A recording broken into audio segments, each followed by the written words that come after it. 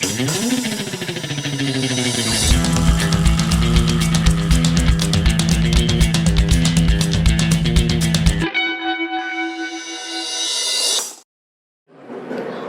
to TechWire, a conversation about government, politics, and technology.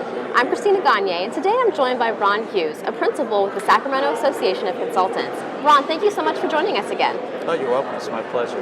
So the Sacramento Association of Consultants is a brand new entity here in Sacramento, and you formed it with my understanding of the purpose to advise the vendor community in Sacramento how to work with government. Can you tell me a little more about that?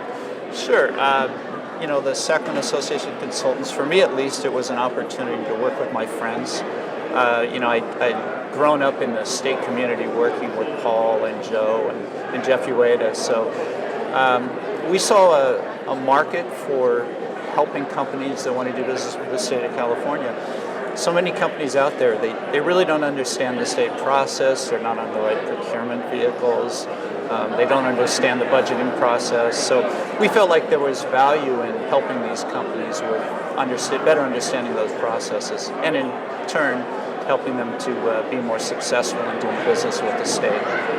And what do you think some of the pain points are in vendors trying to approach the state? I know that as larger web projects are being launched in state government, there's tons of web consultancies throughout California, but there's probably a misunderstanding of how government works. But what are some of the precise pain points that these vendors face?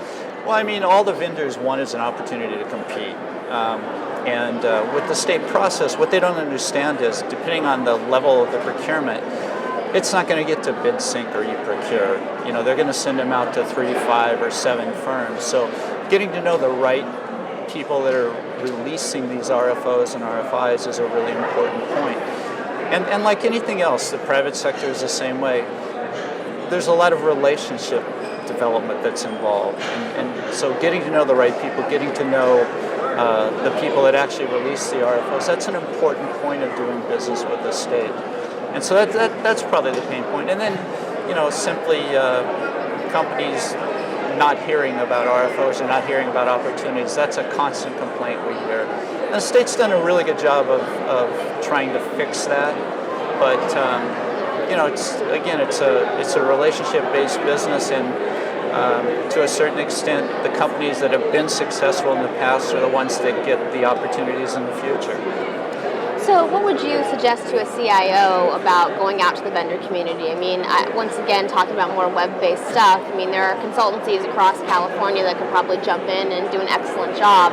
What advice would you give to a CIO about maybe having a more open mind or open process in terms of, selection of vendors? Well, I would say that when you're releasing RFOs or RFIs or RFPs for that matter, try to get them out to the largest amount of firms that you feel are qualified. Obviously, you don't want to send an opportunity to a firm you don't think can do it, but getting as many vendors and as much of the vendor community involved in your projects as possible is to everyone's advantage. I know you were a driving force behind CalCloud, kind of switching gears in our conversation. Sure. I'd love to hear your insights about what's happening with CalCloud now and where you see it going. Sure. I think Robert and Chris are doing all the right things on CalCloud. The original vision for CalCloud was it was going to be an evolving solution. We were going to start with a private cloud, then we were going to do a public cloud. We were going to look at software as a service. We were going to look at getting